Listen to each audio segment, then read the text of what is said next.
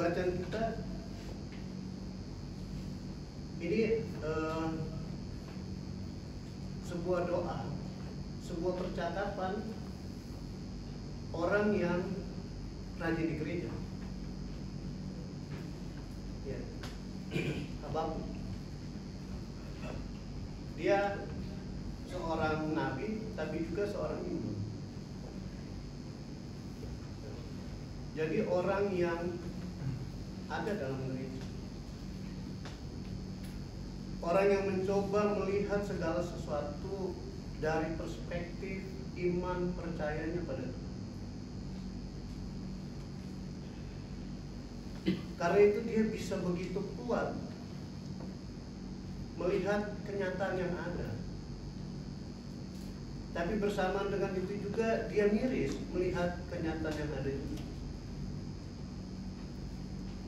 Dia bisa kuat karena dia ada dalam gereja, dalam bait Allah. Ya. Sebab kalau dia lepas dari bait Allah, dia nggak akan mungkin bisa melihat dari perspektif imannya dengan baik. Kenapa? Karena orang di luar gereja seringkali kehilangan pegangan-pegangan spiritualitas, sehingga menjadi begitu sekuler. Segala sesuatu dilihat secara sekuler, artinya lepas dari Tuhan. Dan bisa aja hidup seperti itu. Seorang ateis itu nggak urusan dengan Tuhan, tapi baiknya bisa jadi seringkali lebih baik daripada orang yang mengaku beragama. Ya. Jadi kita jangan cepat-cepat juga menghina para ateis. Karena seringkali kaum ateis itu jauh lebih baik hidupnya ketimbang orang beragama. Dia lebih peduli. Kenapa ada nilai-nilai kemanusiaan yang dipegang begitu kuat? Ya. Sementara orang beragama yang harusnya lebih daripada orang ateis itu seringkali kehilangan nilai-nilai kemanusiaan. Jadi seringkali terjadi kontradiksi di situ. Dan ketika terjadi kontradiksi dalam realitas hidup, orang-orang yang anti Tuhan mengatakan, buat apa percaya Tuhan kalau hidup kalian tidak jauh lebih baik daripada kami? Wah, ini kritik pedas nih.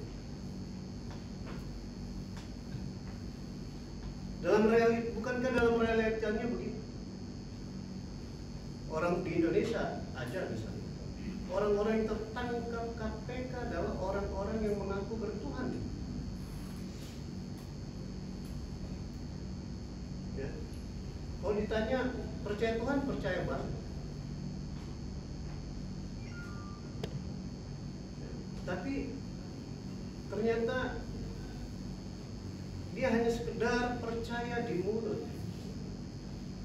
Dia tidak sungguh-sungguh percaya dalam perilakunya. Karena itu kalau ateisme itu satu paham yang mengatakan bahwa Tuhan itu tidak ada dalam paham, artinya dalam pikiran. Orang-orang beragama seringkali adalah ateis juga, tapi bukan sebagai paham, tapi sebagai perilaku hidup.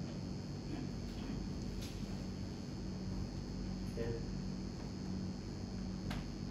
Jadi jangan dikira orang beragama itu bukan ateis, ateis juga dia.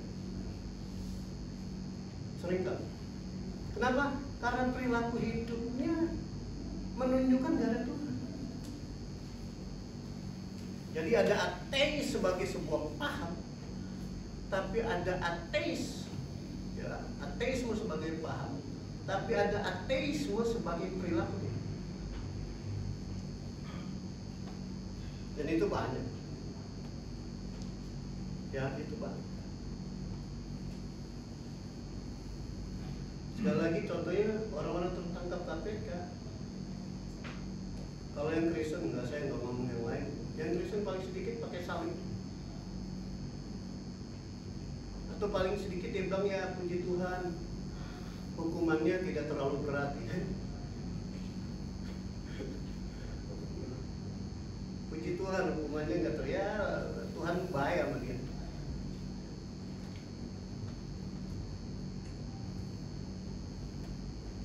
Kalau kita lihat contoh-contoh yang lain, ateisme sebagai orang beragama, ya walaupun kelihatannya rajin bergereja, tapi seringkali juga senang sekali menghasut orang.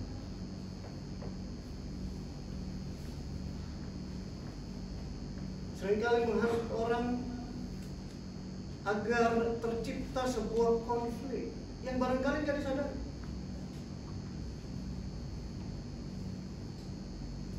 Sengaja menghasut supaya bisa melakukan perlawanan-perlawanan. Padahal orang yang bertuhan tidak mungkin mau menghasut. Yang betul-betul bertuhan dan percaya pada Tuhan, yang menjadikan Tuhan sebagai Tuhan dalam hidupnya, tidak mungkin menghasut. Kenapa? Karena orang-orang semacam ini akan berusaha sedemikian rupa. Ketika ada persoalan, dia mencoba mencari solusi. Bukan malah menghasut.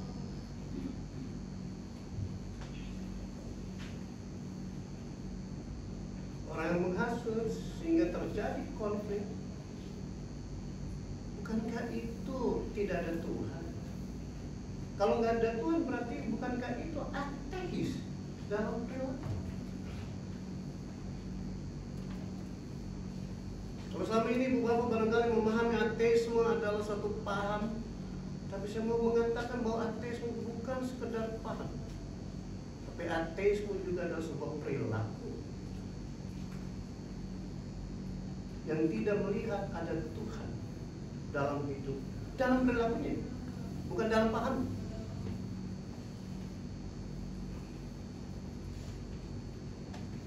Dalam bacaan kita, Habakuk, orang yang ada dalam gereja, dalam bait Allah, dia mencoba melihat segala sesuatu dalam relasinya dengan Tuhan. Dia tidak melepaskan Tuhan sama sekali ketika dia melihat kenyataan hidup yang pahit, kenyataan hidup yang jungkir balik, kenyataan hidup yang tidak sesuai dengan apa yang dia pikirkan. Bahkan dia melihat sebuah kenyataan hidup yang tidak sesuai dengan yang dipikirkan, di mana Habakuk berpikir bahwa Tuhan itu pasti, ya, Yahweh, Allah orang Yahudi itu pasti akan membela mereka ketika mereka ditindas.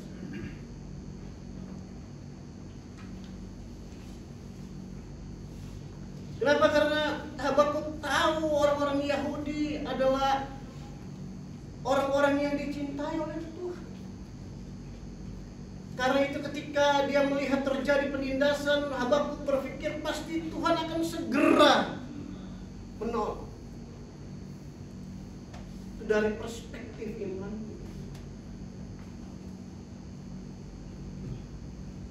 Tetapi ternyata kenyataannya lain. Habakuk justru melihat bahwa Tuhan membiarkan terjadi, seolah-olah Tuhan gak ada.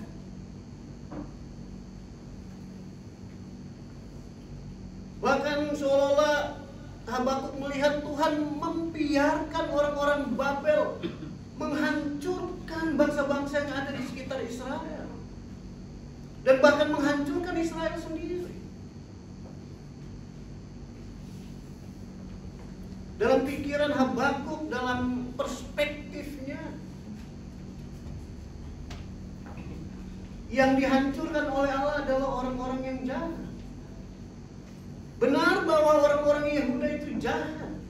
Benar para pemimpin orang-orang Yehuda itu menindas rakyatnya. Yang kaya semakin kaya, yang miskin semakin miskin. Tuan tanah semakin lebar tanahnya, Yang punya kebun semakin makmur kebunnya, sementara para pekerjanya semakin hari semakin merana, semakin menjadi miskin karena terus dihisap darahnya dan tenaganya tanpa bisa bangkit dari kemiskinan. Ini ketidakadilan. Habakuk tahu bahwa ini nggak adil. Tetapi persoalannya, kenapa Tuhan membiarkan membiarkan Babel menghancurkan Yehuda? Bukankah Babel jauh lebih jahat daripada Yehuda? Ini nggak bisa. Bagaimana orang yang jahat sekali dipakai oleh Allah untuk menghancurkan Yehuda? Nggak masuk akal.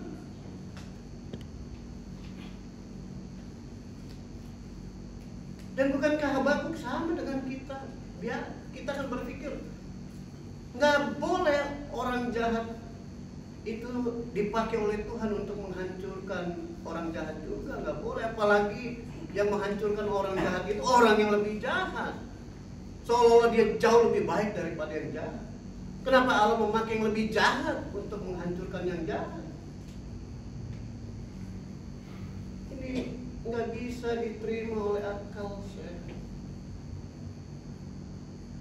Kenapa? Karena memang kita seringkali berpikir dengan cara kita, dengan maunya kita.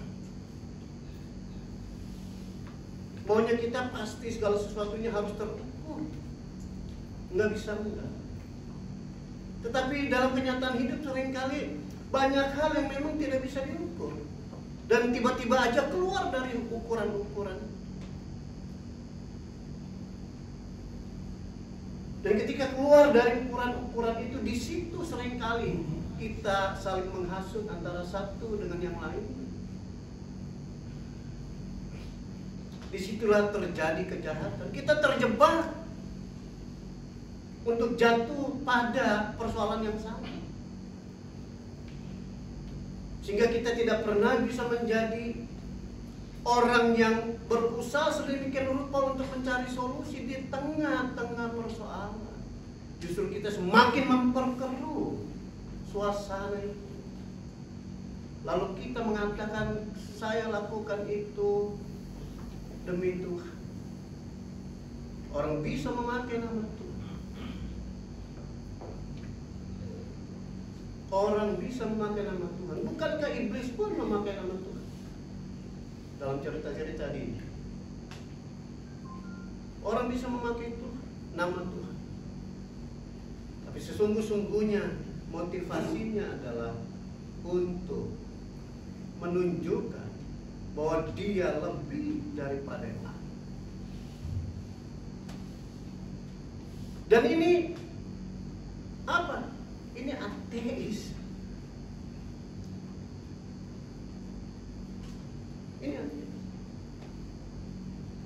Walaupun barangkali sekali lagi bukan sebagai paham, tapi sebagai sebuah perilaku.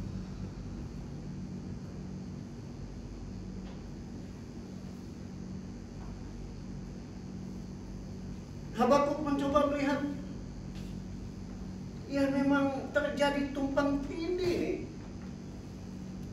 antara yang baik dengan yang jahat, antara yang benar dengan yang salah. Terjadi tumpang tindih sampai-sampai kita nggak bisa lagi memilah-milah mana yang baik, mana yang salah. Karena bukan hanya dua lapis, tapi berlapis-lapis itu, sehingga kita sulit untuk mencoba mengurai.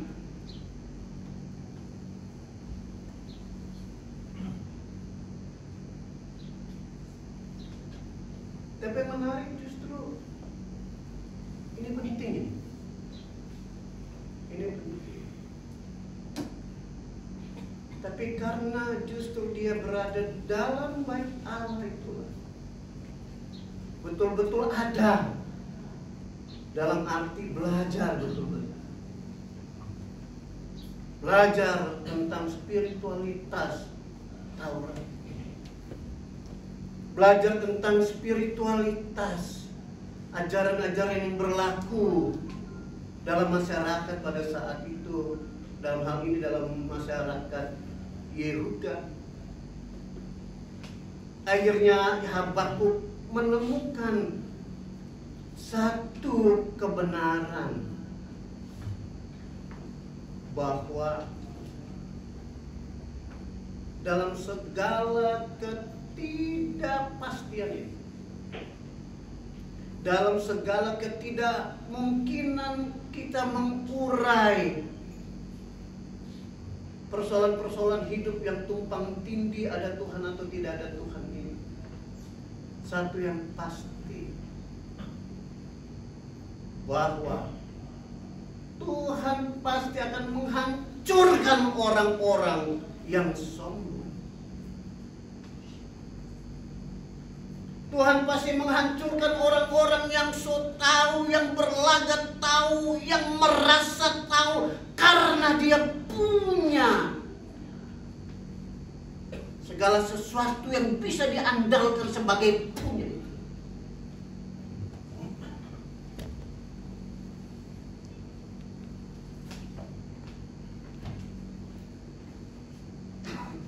Tuhan pasti hancur.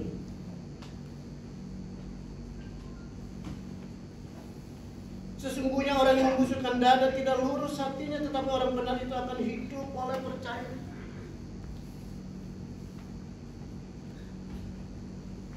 Dalam segala keruwetan hidup, karena Habakuk ada dan hidup dari firman Tuhan, dari Taurat, dari tradisi-tradisi pada saat itu. Sekali lagi, dalam ketidakpastian dan ketidaktahuan, dia meyakini orang yang membusungkan dada tidak lurus hatinya.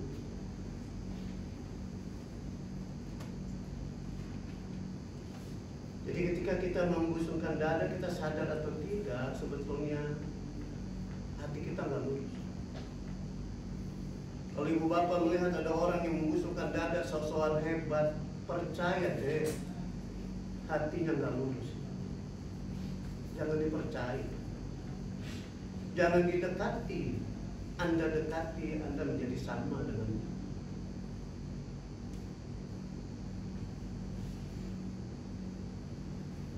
Kenapa? Karena seringkali orang dalam gereja tidak betul-betul mau belajar tentang firman Tuhan. Dia hanya sekedar ada dalam gereja. Ya ada, pokoknya ada, tiap hari ada, ada, tapi ateis dalam perilaku.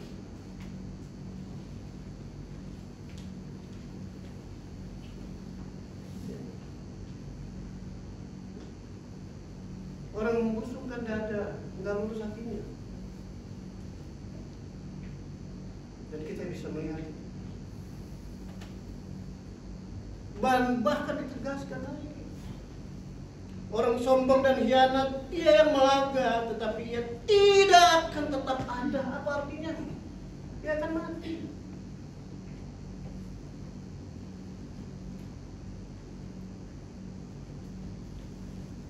Dia akan mati. Dan itu jawaban Tuhan terhadap Habakuk, bahwa orang-orang sombong itu akan mati. Dia mati dengan segala kesombongannya. Dan dalam kematiannya dia tidak beda dengan ulat tanah yang akan dipatuk burung pipit yang kecil. Arti dia tidak berharga sama sekali.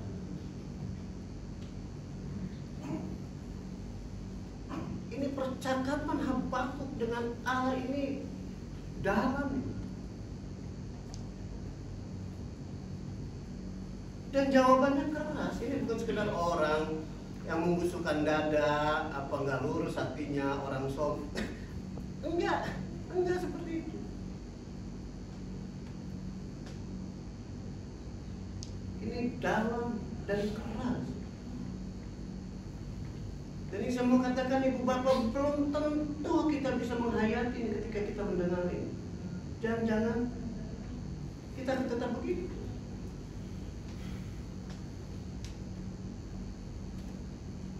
Kita akan tetap begitu. Kenapa? Karena memang jawaban Tuhan seperti itu. Jawaban Tuhan pada Habakuk mau bilang, Kuk, emang begitu Kuk. Anda percaya aja deh sama saya. Ya, itu iman. Ya. Iman itu semakin dalam justru ketika kita menghadapi persoalan-persoalan sulit namun tetapi yakin bahwa kita bisa keluar dari kesulitan itu, dan siapapun yang mempersulit kita akan mati oleh Tuhan sendiri. Sehingga tidak ada kesempatan kita untuk melawan mereka. Nggak penting. Ngapain melawan orang kayak gitu? Nggak penting. Dan sebetulnya ini kan mau dibilang nggak penting, orang kayak gitu nggak penting, ntar juga mati sendiri dia. Tenang aja, lu percaya aja. Orang-orang Babel ini kuat sekali. Bukan enggak, siapa yang melawan dia? Mesir hancur pada saat itu ya. Tetapi sekalipun seolah-olah Babel itu dipakai oleh Tuhan untuk menghancurkan umatnya, Tuhan mau bilang enggak. Yang kau pikir besar itu yang menghancurkan Yehuda akan hancur dengan sendirinya. Dan engkau akan melihat kehancuran itu. Yang terpenting engkau beriman padaku.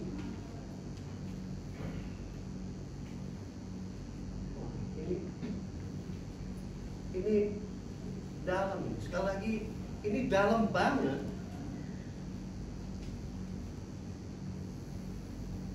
Yang gak bisa kita oh iya gitu, oh iya, nggak bisa sekedar oh iya, enggak. Tapi itu bisa kita mengatakan oh iya ketika ada begitu rangkaian panjang hidup di dalam Tuhan, sehingga kita bisa tiba pada oh iya, benar. Nggak mudah itu, nggak mudah.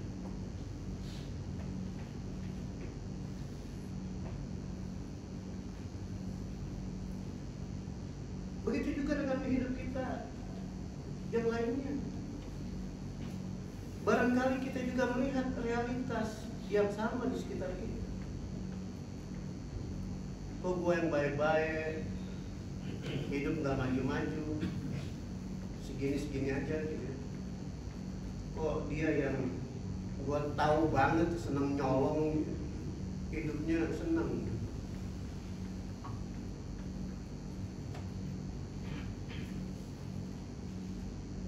Bukankah itu bisa membuat kita goyah? Hidup singkat, sebentar, susah pula, rugi setengah mati. Bukankah hidup yang singkat ini kita pakai aja udahlah, murah-murah, paling tidak kita bisa dihormati oleh orang. Kita bisa goyah, bisa goyah. Ya kalau dikit-dikit kan nggak apa-apa ya. Koruptor itu kan bukan karena dia mau ngeraup langsung banyak, kan dikit-dikit lama-lama jadi bukit. Iya. Kenapa? Karena hasrat kejahatan itu dimulai ketika kita mencoba sesuatu secara cicilan. Nyicil dikit-dikit. Kalau langsung besar memang nggak ketahuan. Pelan-pelan tuh besar juga nantinya. Begitu udah besar ketangkep, waduh kenapa gua begitu ya, kan? Baru gitu tuh. Ya. Kalau ibu bapak baca bukunya Yuval Harari soal money, soal uang, itu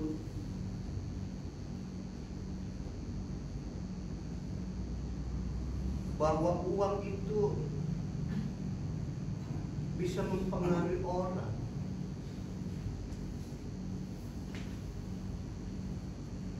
Karena orang bisa berbeda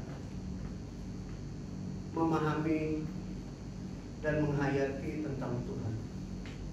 Tapi orang tidak mungkin berbeda dalam memahami dan menghayati tentang uang. Karena itu orang lebih percaya pada uang ketimbang pada Tuhan. Barangkali kita bilang, enggak, gue percayanya sama Tuhan. Jangan dijawab, renungin aja, bener nih. Itu bagus sekali. Dan Yuval Harari seorang penulis yang lagi luar biasa. Menulis tentang Sapien, menulis tentang Homo Deus, yang melihat segala sesuatu dari perspektif teori evolusi,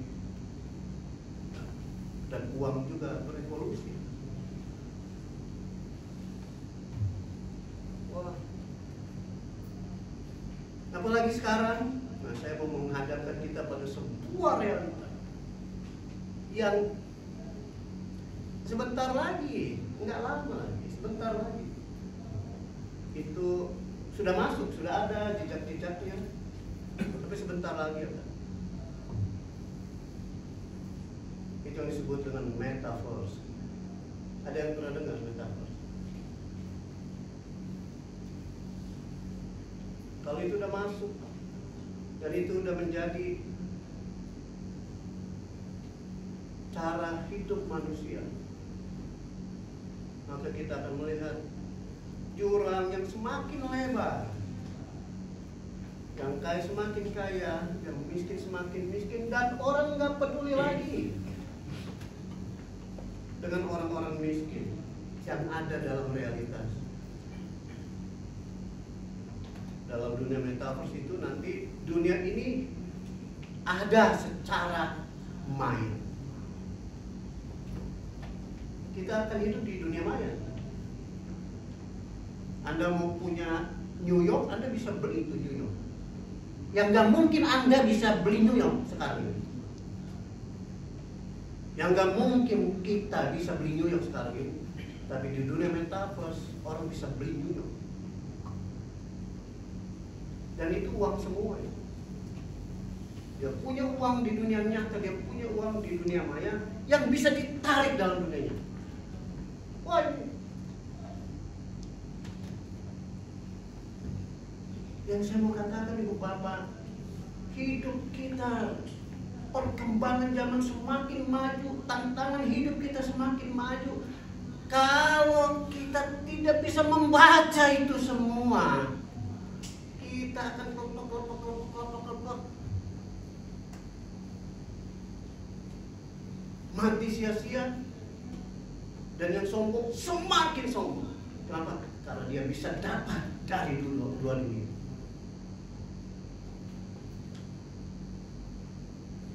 Facebook sudah pakai Meta, Instagram Meta, WhatsApp Meta, ya kan? Meta itu makanya metaverse. Nanti mereka yang akan beli dunia ini. Kita anak-anak muda akan ke sana, anak-anak muda akan hidup di sana, dan mereka akan lupa dengan dunianya. Kita akan ada dalam dua dunia, nyata dan maya. Dan gak akan peduli dengan dunianya.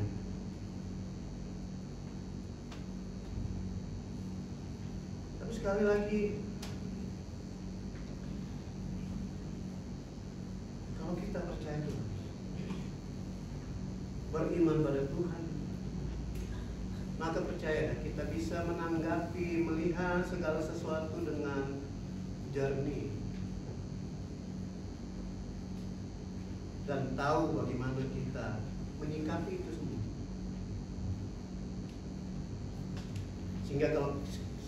Sehingga ketika pun kita barangkali berhasil dalam dunia nyata, kita tetap melihat dalam realitas sosial bahwa ada panggilan kita untuk membangun solidaritas dengan orang-orang di dunia nyata. Orang-orang sombong tidak akan pernah punya solidaritas. Kalaupun dia punya solidaritas hanya sekedar untuk menunjukkan, ya, gua lagi solider ya. Bukan menjadi gaya hidup, nafas hidup. Sebab itu Bapak yang dikasih oleh Tuhan Yesus, belajar dari hamba ada dalam gereja, bukan sekedar untuk nongkrong dalam gereja, ada untuk belajar dan belajar terus tentang Tuhan,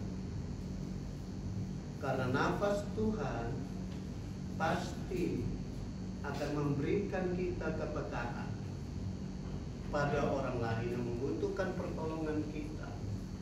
Nafas Tuhan akan menghancurkan kesombongan-kesombongannya. Hadapi dunia yang semakin ruwet ini